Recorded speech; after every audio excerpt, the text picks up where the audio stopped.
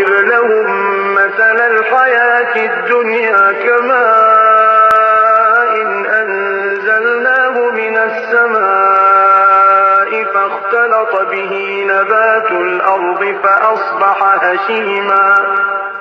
فأصبح هشيما تذروه الرياح وكان الله على كل شيء مقتدرا.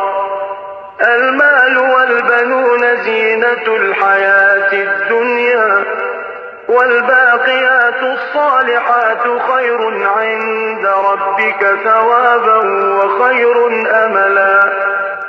ويوم نسير الجبال وترى الأرض بارزة وحشرناهم فلم نغادر منهم أحدا وعرضوا على ربك صفا لقد جئتمونا كما خلقناكم أول مرة بل زعمتم أن لن نجعل لكم موعدا.